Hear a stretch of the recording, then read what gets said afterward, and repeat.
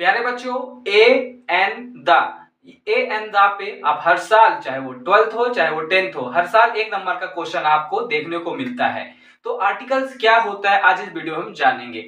Articles में ए N the, ये तीनों को ही क्या बोलते हैं? आर्टिकल बोलते हैं। आर्टिकल दो प्रकार के होते हैं प्यारे बच्चों, एक होता है डेफिनेट आर्टिकल्स जिसको हिंदी में निश्चित आर्टिकल्स बोलते हैं, और एक होता है इनडेफिनेट आर्टिकल जिसको हिंदी में अनिश्चित आर्टिकल बोलते हैं। अब नाम से पता चल रहा है डेफिनेट आर्टिकल्स मतलब जो निश्चित है, तो कौन सा होता है? द, जो द होता है उसको क्या बोलते हैं? Definite articles. और जो हमारा ए और एन होता है ये क्या होते हैं? अनिश्चित आर्टिकल्स। और तीनों का प्रयोग कहां करेंगे? दोनों का, ए और एन का प्रयोग कहां करेंगे? एक वचन के साथ। किसके साथ करेंगे? एक वचन के साथ। जैसे मेरे पास आम है, अगर मेरे पास एक आम होगा तो मैं किसका प्रयोग करूंगा? ए और एन का, दोनों में से एक का प्रयोग करूंगा।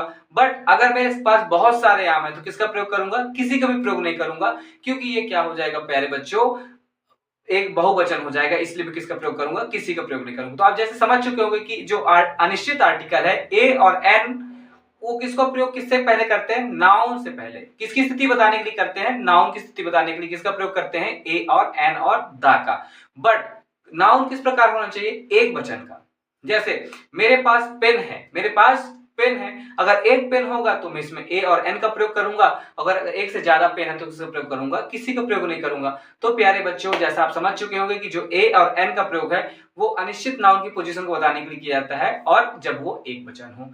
सेम उसी प्रकार जो द होता है वो एक निश्चित आर्टिकल होता है, डेफिनेट आर्टिकल्स होता है। इसका प्रयोग किसी विशेष चीज, खास चीज के बारे में बताने के लिए किया जाता है। ठीक है, जैसे मैंने कल रात को बूढ़े आदमी को देखा, इससे तो पता ही चल रहा है कि वो बूढ़ा आदमी कौन था, तो यहाँ पास किसका प्रयोग होगा? द का प्रयोग नहीं होगा। बट मैंने कल रात को बूढ़ा आदमी देखा जो कि रो रहा था। अब एक ही सेंटेंस में पहले बताया है मैंने रात को बूढ़ा आदमी देखा, उसी सेंटेंस को बोला जो कि रो रहा था, तो पहले में क्या लगेगा? ए और एन, और दूसरे में क्या लगेगा? द, क्योंकि अब दूसरा जो सेंटेंस है पहले सेंटेंस के बारे में बता रहा है। तो इस प्रकार के सेंटेंस में हमेशा द का प्रयोग करते हैं।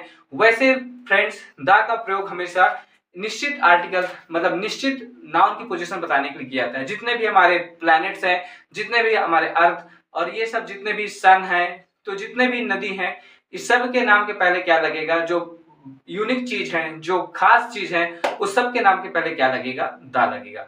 तो प्यारे बच्चों, विदाउट वेस्टिंग योर टाइम, चलिए चलते हैं सीधा टॉपिक पे। अब जैसे आप जानते होंगे कि देखो पहला क्या होता है? एन, और क्या होता है? ए। ये दोनों का प्रयोग कहां करेंगे? एक वचन में। दोनों किसके साथ प्रयोग होगा? एक वचन में। कब? नाउन के पहले। कब? नाउन के पहले। तो अब एन का प्रयोग कब करेंगे और ए का प्रयोग कब करेंगे, इसको जानते हैं। ठीक है, तो प्यारे बच्चों, अगर हमारा नाउन, अगर जो भी हमारा नाउन, जैसे देखो बेटे यहाँ पास क्या लिखा है? एम्ब्रेला। यहाँ पास क्या लिखा है? एम्ब्रेला। अम्ब्रेला एक क्या है? नाउन है। ठीक है, अम्ब्रेला एक क्या है? नाउन है। अब अगर आपको यहाँ पास पूछे यहाँ पास क्या लगेगा? ए लगेगा कि एन लगेगा? तो देखो बहुत ही सिंपल है, आपको स्वर देखना है, इसका स्पेलिंग नहीं देखना है। ठीक है, एम्ब्रेला, इसको क्या लिखेंगे? पहला अक्षर एम, पहला अक्षर क्या लिखेंगे? एम। ये आ जो है, ये आ हिंदी का क्या है? स्वर है। अगर हिंदी का स्वर होगा आपका पहला अक्षर पूरा लिखने के बाद, जैसे एम्ब्रेला इसको पढ़ते हैं, एम्ब्रेला को कैसे लिखेंगे हिंदी में? एम्ब्रेला। इसका पहला अक्षर हिंदी का क्या है? स्वर। अगर हिंदी का स्वर होगा, जैसा आप सब जानते हैं कि हिंदी का स्वर क्या होता है? आ से लेकर आहा तक। तो अगर आ से लेकर आहा के बीच में है तो यहाँ पास क्या लगेगा प्यारे बच्चों? एन लगेगा। क्या लगेगा? एन लगेगा। दूसरा एग्जाम्पल भी देख सकते हैं, इसको क्या पढ़ते हैं? एप्पल। इसको क्या पढ़ते हैं? एप्पल। एप्पल को कैसे लिखेंगे? ये हिंदी का क्या है? स्वर है, तो इससे पहले क्या लगेगा प्यारे बच्चे? एन। इससे पहले क्या लगेगा? एन। सेम उसी प्रकार अगर हमारा नाउन का पहला अक्षर का उच्चारण, प्रोनाउंसिएशन, उच्चारण अगर व्यंजन हो, मतलब का से लेकर कहां तक हो? ज्ञा तक, तो क्या लगेगा? उस पे ए लगेगा। देखिए जैसे यूनिवर्सिटी किससे स्टार्ट हो रहा है?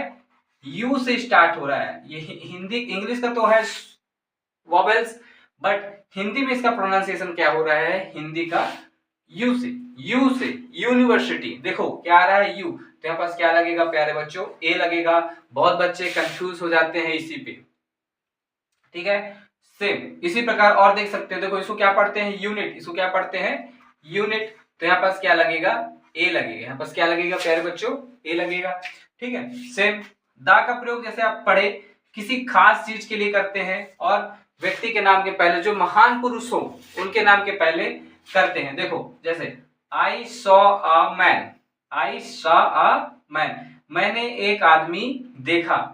The man was crying, the man was crying. तो देखो प्यारे बच्चों, यहाँ पास क्या लगा है, ए लगा है, यहाँ पास क्या लगा है, ए लगा है पहले, क्योंकि देखो मैंने देखा आदमी को, इसमें आदमी फिक्स नहीं है, कोई भी हो सकता है वो, है ना, जहाँ फिक्स अनिश्चित आर्टिकल्स है। कौन सा अनिश्चित आर्टिकल्स है ये, अनिश्चित आर्टिकल्स है। तो निश्चित आर्टिकल्स में किसका प्रयोग करते हैं, ए और एन का, ए और एन का।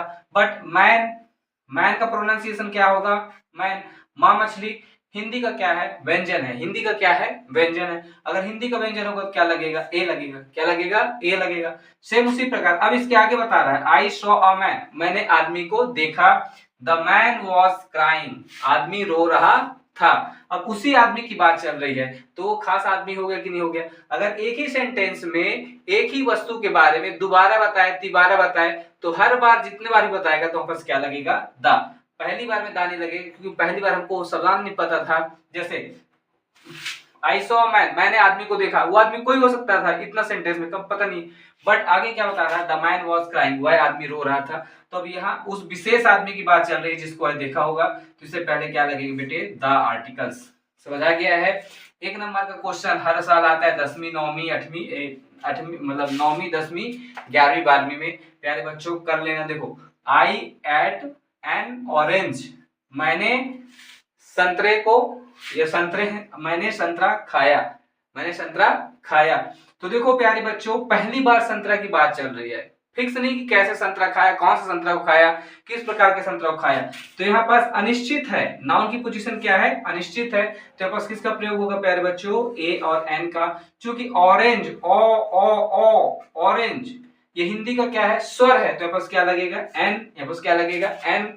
और द ऑरेंज, अब देखो उसी सेंटेंस में, ये तो उसी पैराग्राफ में दोबारा उस ऑरेंज की बात चल रही है, तो अब ये खास प्रकार का ऑरेंज हो जाएगा प्यारे बच्चों। तब इसके नाम के पहले यहाँ पास क्या लगाएंगे, द आर्टिकल्स लगाएंगे। प्यारे बच्चों आपको समझ आ रहा है ना पक्का। अगर किसी भी पैराग्राफ में एक ही शब्द दिए, तो एक ही चीज के बारे में बताया बार बार, तो पहली बार तो अनिश्चित होता है, तो क्या लगेगा, ए और एन। बट दूसरी बार अगर उसी के बारे में जिक्र करें तो क्या हो जाता है, वो निश्चित हो जाता है, तो वापस क्या लगेगा, द लगेगा प्यारे बच्चों, द लगेगा। ठीक है, the sun set in the west. ठीक है, जो पूर्व है, जो सूर्य है वो पश्चिम में क्या हो जाता है, सेट हो जाता है, मतलब जाके डूब जाता है। तो सन के पहले दा क्यों लगा है, इसमें तो जिक्र नहीं है। तो प्यारे बच्चों में बताया कि जो दा का प्रयोग होता है किसी विशेष चीज के लिए, यूनिक चीज के लिए, जो इकलौता हो पूरे दुनिया में, पूरे ब्रह्मांड में। तो पूरे ब्रह्मांड में इकलौता क्या है, सन। तो सन के आगे पहले क्या लगेगा मेरे प्यारे बच्चों, दा लगेगा। क्या लगेगा, दा लगेगा। इसके लिए दा का प्रयोग और भी कहा करते हैं, सुपरलेटिव डिग्री में करते हैं। कौन सी डिग्री में करते हैं, सुपरलेटिव डिग्री में। जहां देखो, he is the best in the team, उसकी कोई भी टीम होगी, चाहे फुटबॉल की, चाहे किस प्रकार की टीम होगी, उसमें वह लड़का बेस्ट है, उसमें वह लड़का क्या है, सबसे अच्छा है। तो यहाँ पास देखो बेस्ट मैन, ठीक है, मतलब ये सुपरलेटिव डिग्री है, तुलना कर रहा है उस आदमी की पूरी टीम से। तो जब भी सुपरलेटिव डिग्री की बात चलेगा तब किसका प्रयोग होंगे, दा का। तो प्यारे बच्चों उम्मीद करता हूं आप सबको समझ आया हो। अब इसके अलावा हम इस पे एक, अगर आप लोग इसमें कमेंट करेंगे तो मैं इसका पूरा एक एग्जाम्पल लेके आऊंगा, पूरा उदाहरण लेके आएंगे जिसमें ए और एन का काम करेंगे पार्ट 2 पे। तो प्यारे बच्चों अपना प्यार बनाए रखें, और वीडियो अच्छी लगे तो लाइक, सब्सक्राइब, शेयर करें। Thanks for watching.